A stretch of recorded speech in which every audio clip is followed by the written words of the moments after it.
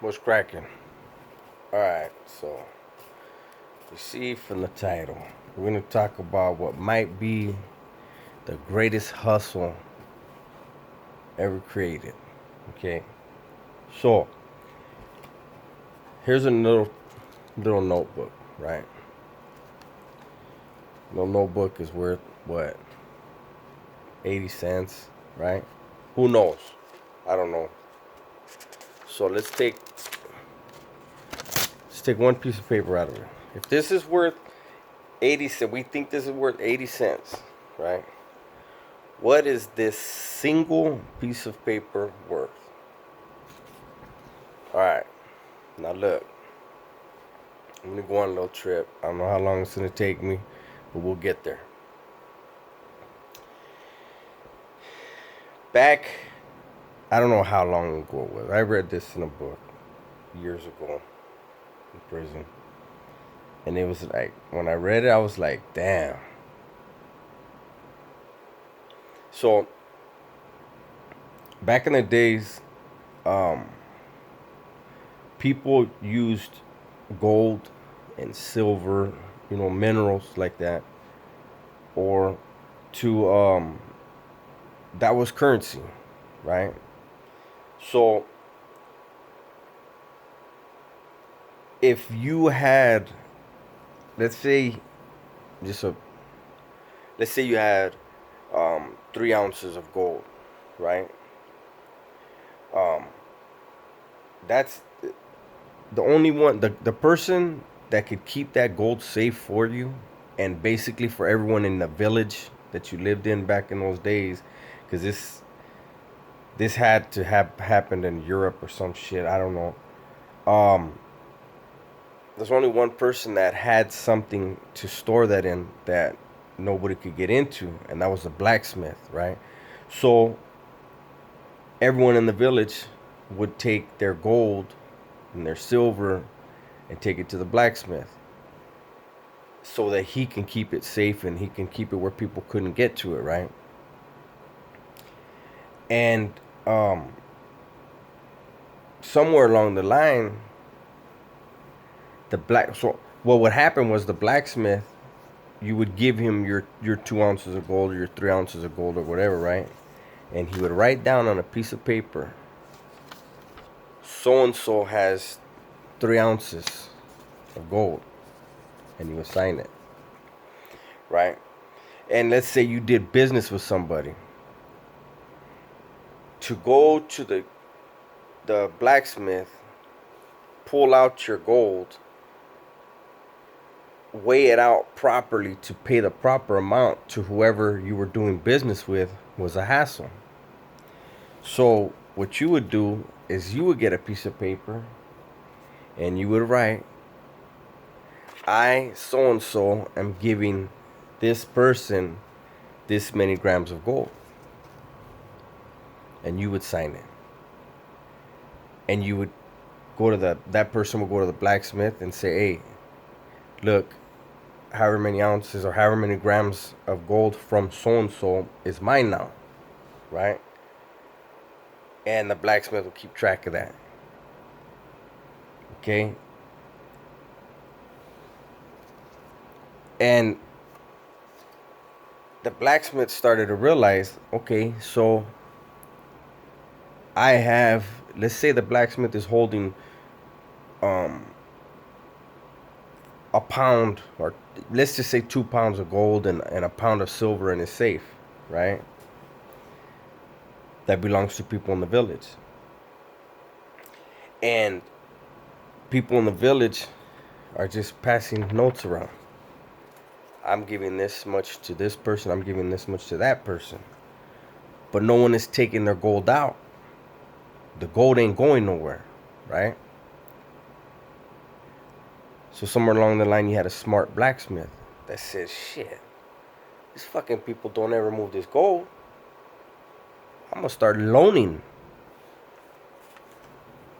I'm gonna start loaning money. So he would tell people, hey, if you need to borrow any money, I can loan you money. Just make sure you pay me back what I loaned you and there's going to be a little bit of interest on that, right? So people in hard times, what do? They went to the blacksmith and said, "Hey, I I did a deal, whatever, and I need half an ounce of gold." No problem. The blacksmith's gonna tell him, and he's gonna write on a piece of paper. I'm giving Joe Blow this an ounce of gold, right? And that Joe Blow dude goes to the guy he did a deal with and takes in that paper and says, "Here, I'm giving you this much gold." They didn't give him gold. He gave him this piece of paper that was worth nothing. So the guy that borrowed the the gold, the fucking worthless piece of paper, now owes the blacksmith real gold with real gold interest. Right?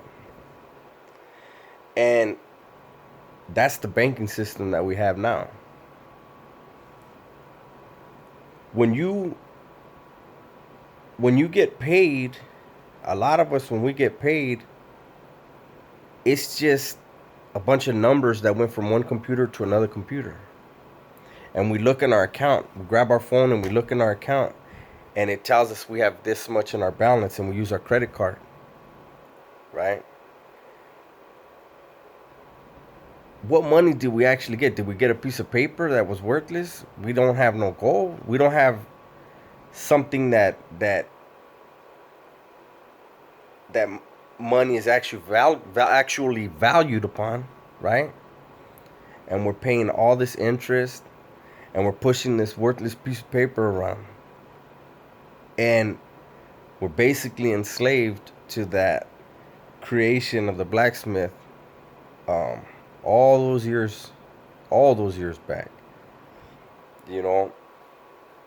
And it's a trip when you think something so simple, one motherfucker, or maybe it was a group of blacksmiths got together, who knows, and they came up with this fucking plan, and that plan basically rules the world, you know. And then you can get into the fact that there were certain families, like the Rothschilds back in the days, that they were behind a lot of the banking, a lot of the original banking back way back in the days. And one thing they realized after that first hustle was warfare is very good for their pockets.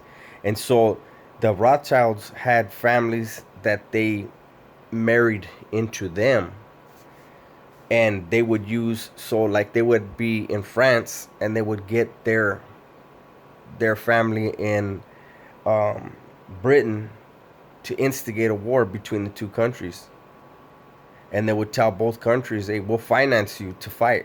They're financing both sides of the war because they don't care who wins or who loses, because they get the money either way. They created the whole thing, put them both in the debt, got them to bust up their countries, and then they're gonna need they're gonna go back to these two families to repair the damage that was created by these two families. You know, and I know there's people watching that and probably be like, "Damn, this about to went on some fucking conspiracy shit." This is all fucking real shit. Um, and it's crazy when we think of the banking system. Just that whole, the fucking blacksmith figured out nobody takes their gold out. They just write on a piece of paper. That created the paper currency that we have. That's the foundation of it. Of course, there's gonna be bankers that could probably tell you some other shit, and they're hustlers too. You know what I mean? Shit, they want you default. I don't know. I don't want to get into all that, but it was just something to ponder. Just think about that for a minute, because I know when I read that shit in that book, I started laughing. I was like, "Damn, man." These motherfuckers, whoever came up with that shit, to this day, they're making money. Their families, generations upon generations from now, are still going to be billionaires because of that hustle. Best hustle in the world. So, good luck. Try to figure out a new one and let me in on it.